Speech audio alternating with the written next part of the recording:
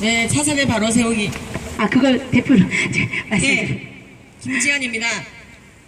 네, 저는 일단 이 군용법 92조의 6을 없애자고 하시는 분들이 하는 얘기 중에서 일부 잘못된 의견을 제가 좀 지적하려고 합니다. 지금 어른은 자기 성적 결정권이 있고 강압에 의한 것이 아니면, 즉 강간이 아니라고 하면 남자 둘이 군인이라 할지라도 합의하에 성관계를 할 수 있게 해두어야 되지 않느냐, 그리고 그 형태가 남자끼리 하는 거기 때문에 학문 성교인 게 아니냐, 이렇게 말을 하시는 것을 듣게 됩니다. 자, 그런데 우리가 한 가지를 좀 봐야 될 게 있습니다. 이것이 합의하에 의한 성관계인지 강압에 의한 성관계인지가 명확하게 구별이 되는 곳이 군대인지를 알아야 된다, 이 말입니다. 예를 들어서 교수가 학생을 심리 상담을 하는 경우에 이것을 이중관계라고 부릅니다. 즉 내담자와 상담자라는 관계 이외에 교수와 학생, 즉 학점을 좌우할 수 있는 교수가 상담자가 되었을 경우에는 이 상담 자체는 무효가 될 수 있다고 보는 거예요. 이 이중관계라고 하는 것은 그만큼 어려운 것입니다. 자, 그런데 군대에서 강간을 당한 혹은 학문 성관계를 당한 또는 강요받은 자가, 즉 성적 피해자가 그 가해자와 이중구조를 형성하게 되는 경우가 많습니다.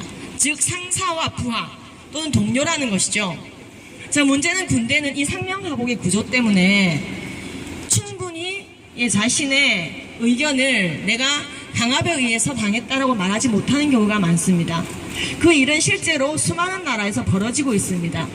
미국의 그렉 젤로도브라고 하는 병사의 사건은 굉장히 충격을 준 사건입니다. 이 사람은 군대에서 학문 성관계를 당했습니다. 그래서 명백한 성폭력이었습니다. 그런데 이분은 이 과정에서 이제 말 그대로 이제 진술을 해야만 했습니다. 내가 성폭력을 당했고 충격이 크다라고. 근데 이제 이분이 결국에는 그 진술을 하지 못했습니다. 나는 합의하에 했다라고 말했습니다. 이 젤로도브의 이 진술은 이중으로 또 젤로도브에게 충격을 주었습니다. 왜냐하면 본인이 당하고 억울한 마음이 많은데 강압에 의해서 자신이 결국에는 당했다는 걸 말하지 못하고 자기가 원해서 성관계를 한 이상한 사람이 된 것뿐만 아니라 상대방은 그래서 그것 때문에 처벌을 피해가게 된 것입니다. 이 사람은 이 진술 이후에 외상이 더 깊어졌고 실제로 불안, 강박, 우울 등 여러 가지 정신병이 오게 되었습니다. 결국 이 사람은 아내와 이혼하게 되고 가정이 파괴되고 정상적인 사회생활이 불가능한 사람이 되었으며 2011년 그때 당시 6가지의 정신병약을 버티며 그냥 생존하고 있는 사람으로 남게 되었습니다. 지금 이 젤로도브의 사건은 이 땅의 국민들에게 또 벌어질 수 있는 일들입니다.